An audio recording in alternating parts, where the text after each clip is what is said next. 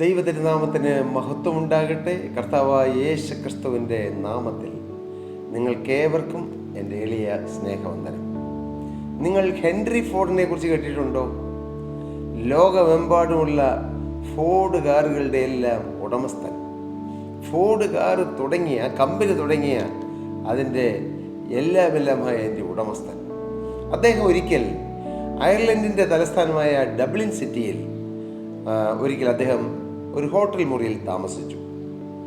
അദ്ദേഹം ഇങ്ങനെ ഈ ഡബ്ലിനിൽ ഒരു ഹോട്ടലിൽ താമസിക്കുന്നുവെന്ന് അറിഞ്ഞ ഒരു അനാഥശാല നടത്തുന്ന കുറേ ആളുകൾ, അതിൻ്റെ നേതൃത്വത്തിലുള്ളവർ, ഇദ്ദേഹം വലിയ മഹാമനസ്കനും ദയാലുവും അതുപോലെ ദാനശീലനുമാണെന്ന് കേട്ടിട്ടുള്ളതുകൊണ്ട് ഈ അനാഥശാലയ്ക്ക് വേണ്ടി ഒരു ചെറിയ സംഭാവന ചോദിക്കാൻ വേണ്ടി ഈ ഹോട്ടൽ മുറിയിൽ അവർ ചെന്നു. ഹെൻറി ഫോർഡ് ഉടനെ തന്നെ അവരുടെ ആവശ്യം മനസ്സിലാക്കി ഒരു $5000 ഒരു ചെക്ക് എഴുതി അവർക്ക് കൊടുത്തു. അവർ വളരെ സന്തോഷവാനായി അവർ നന്ദി പറഞ്ഞ് അവർ മടങ്ങിപ്പോയി. എന്നാൽ പിറ്റേ ദിവസം അയർലൻഡിലെ പ്രധാനപ്പെട്ട വാർത്താ മാധ്യമങ്ങളിൽ, പേപ്പറുകളിലെല്ലാം തലക്കെട്ടായി ഫ്രണ്ട് പേജിൽ തന്നെ ഒരു പ്രധാന വാർത്ത വന്നു. ഫോർഡ് കമ്പനിയുടെ ഉടമയായ ഹെൻറി ഫോർഡ് ഒരു അനാഥശാലയ്ക്ക് $50,000 ദാനം നൽകിയിരിക്കുന്നു എന്നുള്ള തലക്കെട്ടോടുകൂടിയാണ് ആ വാർത്ത വന്നത്. ഈ $5000 ചെക്ക് കിട്ടിയ അനാഥശാലയുടെ അതിൻ്റെ പ്രധാനപ്പെട്ട ആളുകളെല്ലാം വെപ്രാളം പിടിച്ച് ഇതെങ്ങനെ സംഭവിച്ചു എന്നറിയാതെ വെപ്രാളം പിടിച്ച് അവർ ക്ഷമ പറയുവാനായി ഈ ഹെൻറി ഫോർഡ് താമസിച്ചുകൊണ്ടിരുന്ന ഹോട്ടൽ റൂമിലെത്തി. അദ്ദേഹത്തോട് വളരെ ദുഃഖത്തോടെ അദ്ദേഹത്തോട് പറഞ്ഞു, എങ്ങനെയാണ് പേപ്പറിൽ ഇങ്ങനെ ന്യൂസ് വന്നതെന്ന് ഞങ്ങൾക്കറിയില്ല, ഞങ്ങളോട് ക്ഷമിക്കണം, ഞങ്ങൾ മനസ്സറിഞ്ഞ് ചെയ്തതല്ല, ഏതെങ്കിലും കൈയെഴുത്തിൽ വന്ന തെറ്റാണോ എന്നറിയില്ല എന്ന് പറഞ്ഞു.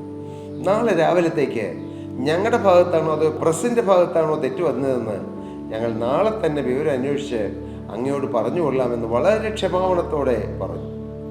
പക്ഷേ ഹെൻറി ഫോർഡ് ഒരു പുഞ്ചിരിയോടെ അദ്ദേഹം പറഞ്ഞു, സാരമില്ല, നെവർ മൈൻഡ്. അദ്ദേഹം എന്ത് ചെയ്തെന്നറിയാമോ? ഒരു $45,000 ഉള്ള ഒരു പുതിയ ചെക്ക് എഴുതി $45,000 എഴുതി അദ്ദേഹം ഒപ്പിട്ട് അവർക്ക് കൊടുത്തു. സാരമില്ല, ഇനി തിരുത്താനൊന്നും പോകണ്ട എന്ന് പറഞ്ഞു. അദ്ദേഹത്തിൻ്റെ മഹാമനസ്കത കണ്ട് അവർ അമ്പരം നിൽക്കുമ്പോൾ അദ്ദേഹം പറഞ്ഞു, ഒരു കാര്യം നിങ്ങൾ ചെയ്യണം. നിങ്ങൾ ഈ അനാഥശാലയെല്ലാം മനോഹരമായി പണിതതിന് ശേഷം അവിടെ മുൻപിൽ ഞാൻ ഈ പറയുന്നൊന്ന് എഴുതി വയ്ക്കും. അവർ ചിന്തിച്ചു, ഈ ഹെൻറി ഫോർഡ് ഈ അനാഥശാലയ്ക്ക് വേണ്ടി കൊടുത്ത ഈ ഇത്രയും വലിയ എമൗണ്ട്, അതിനെക്കുറിച്ചോ അദ്ദേഹത്തിൻ്റെ പേരോ മറ്റെന്തെങ്കിലും എഴുതണമെന്നായിരിക്കും അദ്ദേഹം ഉദ്ദേശിച്ചതെന്നാണ് ഈ അനാഥശാലയുടെ ആളുകൾ ചിന്തിച്ചത്. പക്ഷേ ഹെൻറി ഫോർഡ് പറഞ്ഞു, മറ്റൊന്നും അദ്ദേഹം പറഞ്ഞില്ല. മത്തായി എഴുതിയ സുവിശേഷം 25-35 വാക്യത്തിൽ പറഞ്ഞിരിക്കുന്ന, ഞാൻ അതിഥിയായിരുന്നു, നിങ്ങൾ എന്നെ ചേർത്തുകൊണ്ടു എന്ന ആ ബൈബിൾ വാക്യം എഴുതിയാൽ മതി, എഴുതി വെക്കണമെന്ന് അദ്ദേഹം പറഞ്ഞു. ഇത്രയും ഉന്നതനായ ഒരു ബില്യനെയർ എന്ന് പറയുവാൻ തക്കവണ്ണം ലോകമെമ്പാടുമുള്ള ഫോർഡ് കാറിൻ്റെ ഉടമസ്ഥൻ, ഫോർഡ് കമ്പനിയുടെ ഉടമസ്ഥൻ ഹെൻറി ഫോർഡ് വളരെ എളിമയോടെ ഈ കാര്യം പറഞ്ഞു. പ്രിയപ്പെട്ടവരെ, എന്താണ് ഇതിൽ നമുക്ക് മനസ്സിലായത്? ഹല്ലേലൂയ, ദൈവനാമം മഹത്വപ്പെടട്ടെ. ദൈവം പ്രസാദിക്കുന്ന ഒരു ജീവിതമായിരിക്കണം നമ്മളുടേത്. ദൈവം സന്തോഷിക്കുന്നതായിരിക്കണം. ഒരുപക്ഷെ ആ $5000 കൊടുത്ത ഹെൻറി ഫോർഡ് 50,000 എന്ന് തെറ്റിച്ചെഴുതിയപ്പോൾ അദ്ദേഹത്തിന് വേണമെങ്കിൽ കോപിക്കാം, വഴക്കിടാം, അവരെ ശകാരിക്കാം. പക്ഷെ അദ്ദേഹം ഓർത്തു, എനിക്ക് ദൈവനാമോത്വത്തിന് വേണ്ടി, മറ്റുള്ളവർക്ക് വേണ്ടി അവരെ സഹായിപ്പാൻ കിട്ടുന്ന ഈ നല്ല അവസരം പ്രയോജനപ്പെടുത്താമെന്ന് അദ്ദേഹം, ആ വലിയ മനുഷ്യൻ, കരുതിയെന്ന്. പ്രിയപ്പെട്ട ദൈവമക്കളെ, ഇതിൽ നിന്നും 2 ആശയങ്ങളാണ് എനിക്ക് നിങ്ങളോട് പറയാനുള്ളത്. നമ്മുടെ സർവ്വസമ്പന്നനായ ദൈവത്തിൻ്റെ സന്നിധിയിൽ നാം ചെന്നാൽ നമുക്ക് അല്പം മാത്രമല്ല, നമുക്ക് അധികം വേണ്ടതെല്ലാം തരും. നിങ്ങൾക്ക് എന്താണ് വേണ്ടത്? പ്രിയപ്പെട്ടവരെ, കർത്താവ് നിങ്ങളോട് അങ്ങനെ ചോദിക്കുമ്പോൾ നിങ്ങൾ ഈ ഭൂമിയിലെ 100,000 കൂട്ടം ആവശ്യങ്ങൾ ഉള്ളവരാണെങ്കിലും അതല്ല ആദ്യം പറയേണ്ടത്. നിങ്ങളുടെ ആത്മാവിന് വേണ്ടിയിട്ടുള്ളത് ആദ്യം പറഞ്ഞാൽ കർത്താവ് പ്രസാദിക്കും. കർത്താവേ, എനിക്ക് പാപം മാറണം, എനിക്കൊരു വിശുദ്ധനാകണം, എനിക്ക് അങ്ങയെ സേവിക്കണം, എനിക്ക് അങ്ങയുടെ പരിശുദ്ധാത്മാവിൻ്റെ നിറവ് വേണം, എനിക്ക് അങ്ങയുടെ ആത്മാവിൻ്റെ കൃപാവരങ്ങൾ വേണം, എനിക്ക് ആത്മഫലത്താൽ നിറയണം. 9 തരം ഫലങ്ങൾ നിറഞ്ഞ ഒരു ഫലം, അതാണ് ആത്മാവിൻ്റെ ഫലം. സ്നേഹം, സന്തോഷം, സമാധാനം, ദീർഘക്ഷമ, ദയ, പരോപകാരം, വിശ്വസ്തത, സൗമ്യത, ഇന്ദ്രിയജയം. ഇങ്ങനെ 9 ഫലങ്ങൾ നിറഞ്ഞ ഒരു ഫ്രൂട്ട്, അതാണ് ആത്മഫലം. അതെനിക്ക് വേണം. എനിക്ക് യേശുവിന് വേണ്ടി ചെലവഴിക്കപ്പെടണം. കർത്താവേ, എനിക്ക് അവിടുത്തെ വചനം തരണം, എനിക്ക് അങ്ങയുടെ ശുശ്രൂഷ ചെയ്യുവാൻ പരിശുദ്ധാത്മാവിൻ്റെ നൽവരം തരണം. ഇങ്ങനെ 100 ആത്മീയ കാര്യങ്ങൾ. അതിലുപരിയായി എനിക്ക് അങ്ങയുടെ രാജ്യത്തിലെത്തണം, എനിക്ക് അങ്ങയെ സ്നേഹിക്കണം, അങ്ങയെ വാഴ്ത്തണം. ഇങ്ങനെ 100 ആത്മീയ കാര്യങ്ങൾ പറയാനുണ്ട്. ഇതെല്ലാം നിങ്ങൾ പറഞ്ഞുകൊണ്ടിരിക്കുമ്പോൾ കർത്താവ് അത് കേൾക്കുകയും ഹെൻറി ഫോർഡ് $5000 ചെക്ക് ആദ്യം കൊടുത്തുവെങ്കിലും പിന്നീട് $45,000 ചെക്ക് കൂടി എഴുതി കൊടുത്തതുപോലെ നമ്മുടെ ഈ ഭൂമിയിലെ ആവശ്യങ്ങളും കർത്താവ് നമുക്ക് സാധിപ്പിച്ചു തരും. ദൈവത്തിന് സ്തോത്രം. നമ്മുടെ ആത്മാവ് ശുഭമായിരിക്കണം. പ്രിയനെ, നിന്റെ ആത്മാവ് ശുഭമായിരിക്കുന്ന പോലെ നീ സകലത്തിലും ശുഭമായും സുഖമായിരിക്കണം.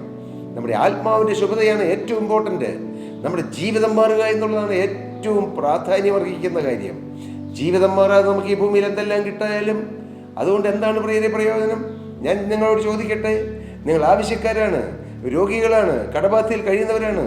ഞാൻ എളിമയോടെ നിങ്ങളോട് ചോദിക്കട്ടെ, ശരി, നമ്മുടെ രോഗം മുഴുവൻ സൗഖ്യമായി, നമുക്ക് ആത്മാവിൽ രക്ഷ കിട്ടിയില്ലെങ്കിൽ രോഗസൗഖ്യമെല്ലാം അനുഭവിച്ച് ഈ ഭൂമിയിൽ ജീവിക്കും. നാം ഈ ഭൂമിയിൽ നിന്ന് മരിച്ച് അക്കരദേശത്തേക്ക് ചെല്ലുമ്പോൾ നിത്യതയിൽ എത്തുകയില്ല. എന്ത് പ്രയോജനം?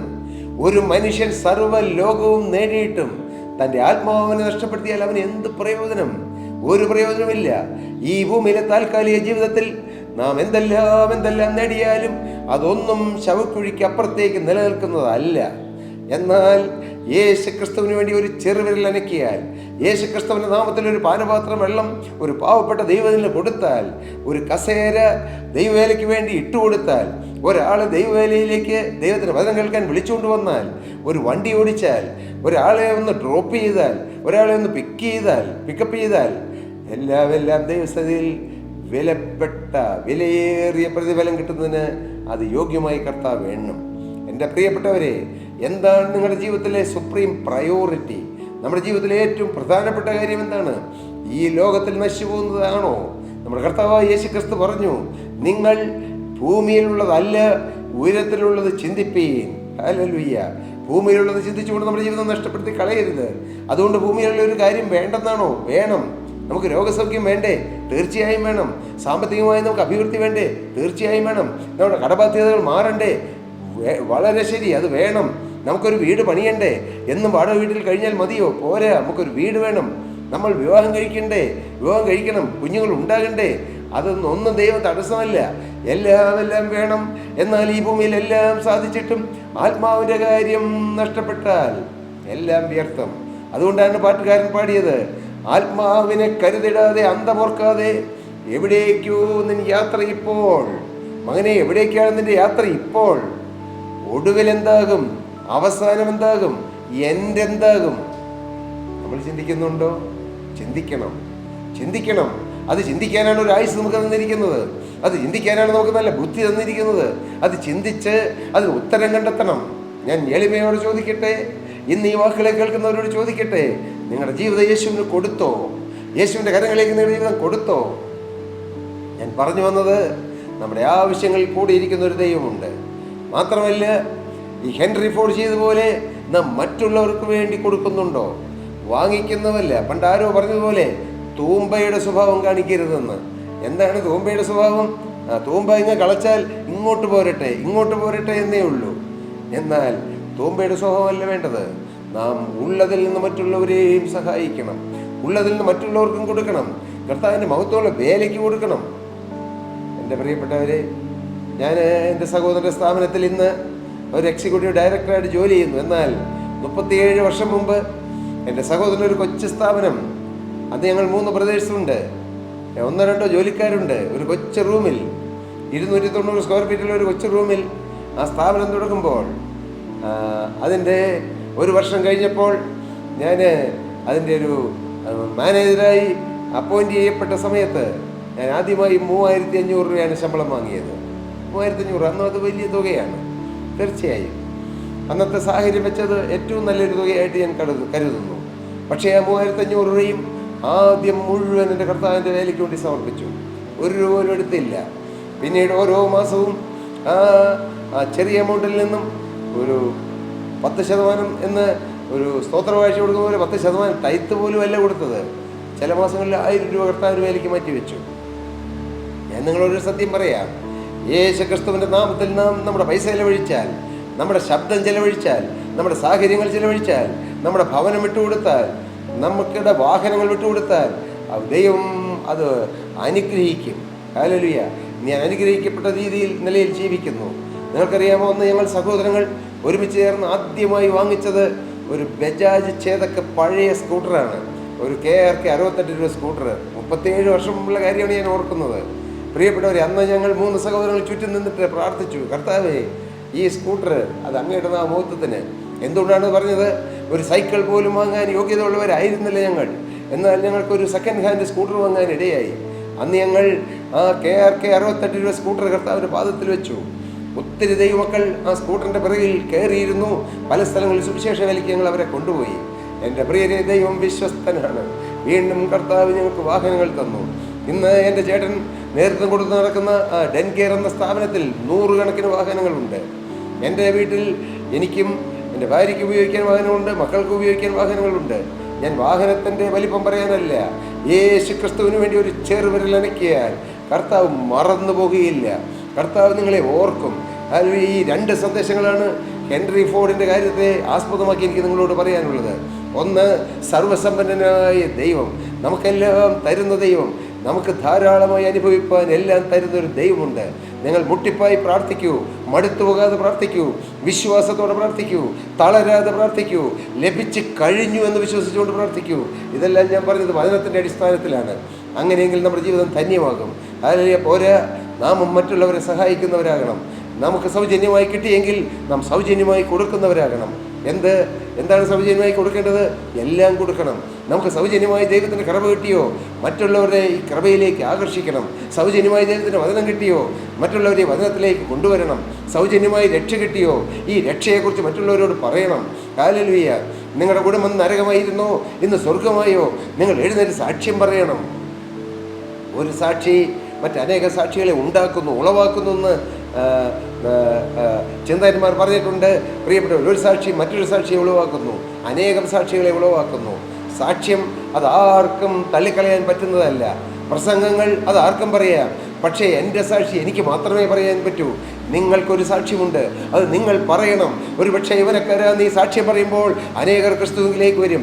നീ ഒരിക്കൽ തളർന്നിരുന്നവനായിരുന്നു, വാടിയിരുന്നവനായിരുന്നു, ജീവിതം എങ്ങനെ മുന്നോട്ട് പോകണമെന്നോർത്ത് വിഷമിച്ച് തളർന്നും അവശനായിരുന്നവനായിരുന്നു. എന്നാൽ നിനക്കൊരു നല്ല വഴി കർത്താവ് കാണിച്ചു തന്നെങ്കിൽ നീ ഉറക്കെ പറയണം, ഉറക്കെ വിളിക്കുക, അടങ്ങിയിരിക്കരുത്. ഹല്ലേലൂയ. കാഹളനാദം പോലെ എന്നൊരു ശബ്ദമുയർത്തി എൻ്റെ ജനമായ ഇസ്രായേലിനോട് സംസാരിക്കാൻ ദൈവത്തിൻ്റെ വചനം പറയുന്നു. അതേപോലെ നാം മടിച്ചിരിക്കരുത്, നാം തളർന്നിരിക്കരുത്, നാം ക്ഷീണിച്ചിരിക്കരുത്. ജീവനുള്ള ദൈവത്തിൻ്റെ സന്നിധിയിൽ നാം പ്രാർത്ഥിക്കുന്നവരാകുക, നാം സാക്ഷിക്കുന്നവരാകുക, കർത്താവിൻ്റെ വേല ചെയ്യുക. ഈ പീസ് മൗണ്ട് ഇൻ്റർനാഷണൽ മിനിസ്ട്രിയുടെ പേരിൽ പ്രിയപ്പെട്ടവരെ, എളിയവരായ ഞങ്ങൾ ഞങ്ങൾ നിസ്സാരതയിൽ എല്ലാ ദിവസവും രാവിലെ 5:30 ഒരു മെസ്സേജ് കൊടുക്കുന്നു. എല്ലാ ഞായറാഴ്ചയും എൻ്റെ പ്രിയ ഭാര്യ സാലി എഴുതിയതോ ട്യൂൺ ചെയ്തതോ ആയ പാട്ടുകളോ അല്ലെങ്കിൽ ഏതെങ്കിലും ദേവദാസന്മാർ എഴുതിയതായ പാട്ടുകൾ പാടി അത് സംപ്രേഷണം ചെയ്യുന്നു. സ്തോത്രം. ഞങ്ങളുടെ പീസ് മൗണ്ട് ഇൻ്റർനാഷണൽ മിനിസ്ട്രിയിൽ യൂത്തിന് പ്രത്യേക മീറ്റിങ്ങുകളുണ്ട്, സഹോദരിമാർക്ക് പ്രത്യേകം മീറ്റിങ്ങുകളുണ്ട്, 35 വയസ്സിന് മുകളിലേക്കുള്ള പ്രിയപ്പെട്ട സഹോദരങ്ങൾക്ക് വേണ്ടി പ്രത്യേകം മീറ്റിങ്ങുണ്ട്, കൊച്ചു കുട്ടികൾക്ക് മീറ്റിങ്ങുകളുണ്ട്. ഞങ്ങൾ രാവിലെ 4:00 എഴുന്നേറ്റ് ഹല്ലേലൂയ പ്രേയർ വാരിയേഴ്സ് എന്ന ഒരു ടീം ഒരുമിച്ച് ദേശത്തിൻ്റെ നാനാഭാഗങ്ങളിലിരുന്ന് ദേശങ്ങൾക്ക് വേണ്ടി പ്രാർത്ഥിക്കുന്നു, ആവശ്യക്കാർക്ക് വേണ്ടി പ്രാർത്ഥിക്കുന്നു. അനവധി ആവശ്യങ്ങൾ തിരുസവിധേ ഉയർത്തുന്നു വിശ്വാസ കൈകളാൽ എന്ന് പറഞ്ഞ് ഞങ്ങൾ പ്രാർത്ഥിക്കുന്നു. അശരണർ, ആകുലർ, രോഗികളായവർ, കരുണയിൻ കരതലം, യേശുക്രിസ്തുവിൻ്റെ കരുണയുടെ കരതലം കാണട്ടെ, അവരുടെ മേൽ യേശുവിൻ്റെ കരം വരട്ടെ എന്ന് പറഞ്ഞ് ഞങ്ങൾ പ്രാർത്ഥിക്കുന്നു. ഒന്നും അഭിമാനമല്ല എൻ്റെ പ്രിയപ്പെട്ടവരെ. ഞങ്ങളുടെ നാട്ടിൽ, ഞങ്ങളുടെ മൂവാറ്റുപുഴ മാത്രമല്ല, ചുറ്റുമുള്ള പ്രദേശങ്ങളിൽ ഞങ്ങൾ രാത്രികാലങ്ങളിൽ യാത്ര ചെയ്ത് ഞങ്ങൾ പ്രാർത്ഥിക്കുന്നു. ഒന്നും അഭിമാനം കൊണ്ട് പറയുന്നതല്ല, ആവശ്യബോധം, യേശുക്രിസ്തുവിനോടുള്ള സ്നേഹം. എൻ്റെ കർത്താവ് നമുക്ക് ചെയ്ത നന്മകൾ ഓർത്താൽ അടങ്ങിയിരിക്കാൻ പറ്റുന്നില്ല. ഇനിയും ഇതോടനുബന്ധിച്ച് എത്രയോ ശുശ്രൂഷകൾ ചെയ്യുന്നു. കർത്താവ് സഹായിക്കുന്നു. എൻ്റെ പ്രിയരെ, നിങ്ങൾക്ക് ഈ കർത്താവിന് വേണ്ടി നിങ്ങളുടെ ജീവിതം കൊടുക്കാമോ? നിങ്ങളുടെ ആയുസ് കൊടുക്കാമോ? ഞാൻ ഒന്ന് പറയാം, just one life, it will soon be past, that which is done for Christ alone will last. യേശുവിന് വേണ്ടി ചെയ്യുന്നത് മാത്രമേ നിലനിൽക്കുകയുള്ളൂ. ക്രിസ്തുവിന് വേണ്ടി ചെയ്യുന്നത് മാത്രമേ നിലനിൽക്കുകയുള്ളൂ. അതുകൊണ്ട് നമ്മുടെ ജീവിതം ക്രിസ്തുവിന് കൊടുക്കാം. ഈ ഹെൻറി ഫോർഡിൻ്റെ അനുഭവം പറഞ്ഞതുപോലെ നമുക്കും നമ്മുടെ ജീവിതം ക്രിസ്തുവിൻ്റെ മഹത്വത്തിനായി ചെലവഴിക്കാം. കർത്താവിൻ്റെ സ്തോത്രം. മുന്നമേ യേശുവിൻ്റെ രാജ്യവും യേശുവിൻ്റെ നീതി അന്വേഷിപ്പാൻ ഈ ജീവിതം സമർപ്പിക്കാം. മകനെ, നിൻ്റെ ഹൃദയം എനിക്ക് തരിക എന്ന് പറഞ്ഞ് കർത്താവ് നമ്മുടെ മുമ്പിൽ നിൽക്കുകയാണ്. യേശു തൻ്റെ ആണിപ്പഴുതുള്ള കരം നമ്മുടെ നേരെ നീട്ടിയിട്ടുണ്ട്. അവൻ കരം നീട്ടേണ്ടവനല്ല, അവനൊരു യാചകനെ പോലെ നിൽക്കേണ്ടവനല്ല. അവൻ രാജാവാണ്, അവിടുന്ന് കർത്താവാണ്, അവിടുന്ന് സകലത്തിൻ്റെ ഉടയവനാണ്. ആ ഉടയവനായ ക്രിസ്തു നമ്മുടെ മുമ്പിൽ വന്ന് കൈ നീട്ടണമോ? കൈ നീട്ടണം. എന്തിനാണ്? മകനെ, നിന്നെ അത്രമാത്രം കർത്താവ് സ്നേഹിക്കുന്നു. മോളെ, നിന്നെ അത്രമാത്രം യേശുവിന് സ്നേഹമാണ്. യേശുവിന് നിന്നോട് ഇഷ്ടമാണ്. യേശു നിന്നെ ഈ ഭൂമിയിലും നിത്യതയിലും അനുഗ്രഹിക്കാൻ കർത്താവ് ആഗ്രഹിക്കുന്നു. കൊടുക്കുമോ ജീവിതം? യേശുവിൻ്റെ കരങ്ങളിലേക്ക് കൊടുക്കൂ. സ്നേഹത്തോടെ ഞാൻ പറയട്ടെ, കൊടുത്തിട്ടാണ് പറയുന്നത്. അതിൻ്റെ മാധുര്യം അനുഭവിച്ചുകൊണ്ടാണ് പറയുന്നത്. അതിൻ്റെ സൗഭാഗ്യം അനുഭവിച്ചുകൊണ്ടാണ് ഞാൻ നിങ്ങളോട് പറയുന്നത്. യേശുവിന് വേണ്ടി ജീവിതം കൊടുക്കുന്നതാണ് ഏറ്റവും വലിയ ഭാഗ്യം. അതാണ് ഏറ്റവും വലിയ ധന്യത. അതാണ് ഏറ്റവും വലിയ ശ്രേഷ്ഠത. ആ ശ്രേഷ്ഠ പദവി നിങ്ങൾക്ക് കർത്താവ് നൽകട്ടെ എന്ന് പ്രാർത്ഥിച്ചുകൊണ്ടും ആശംസിച്ചുകൊണ്ടും ഞാൻ എൻ്റെ വാക്കുകളെ നിർത്തുന്നു. ദൈവത്തിൻ്റെ വലിയ നാമം മഹത്വമെടുക്കുവാനിടയാകട്ടെ. സ്തോത്രം. പ്രിയപ്പെട്ടവരെ, നിങ്ങൾ പ്രാർത്ഥനാ വിഷയങ്ങൾ ഉള്ളവരാണോ? നിങ്ങൾ കർത്താവിന് വേണ്ടി ജീവിതം വേർതിരിച്ചിട്ട് നിങ്ങൾ യേശുവിനോട് പ്രാർത്ഥിക്കൂ. യേശു നിങ്ങളുടെ പ്രാർത്ഥന കേൾക്കും, പ്രാർത്ഥനയ്ക്ക് ഉത്തരം തരും. അല്ല, ഞങ്ങളോട് പ്രാർത്ഥനാ വിഷയങ്ങൾ ഷെയർ ചെയ്യാൻ ആഗ്രഹിക്കുന്നെങ്കിൽ ഇപ്പോൾ എഴുതി കാണിക്കുന്ന ഈ നമ്പറിൽ ഞങ്ങളുമായി കോൺടാക്ട് ചെയ്താൽ ഞങ്ങളുടെ പ്രയർ വാരിയേഴ്സ് ടീം നിങ്ങൾക്ക് വേണ്ടി പ്രാർത്ഥിക്കും. കർത്താവ് നാം ഒരുമിച്ച് പ്രാർത്ഥിക്കുമ്പോൾ നമ്മുടെ പ്രാർത്ഥന കർത്താവ് ഉത്തരം തരട്ടെ എന്ന് പ്രാർത്ഥിച്ചുകൊണ്ട് ഞാൻ എൻ്റെ വാക്കുകളെ നിർത്തുന്നു. ദൈവനാമം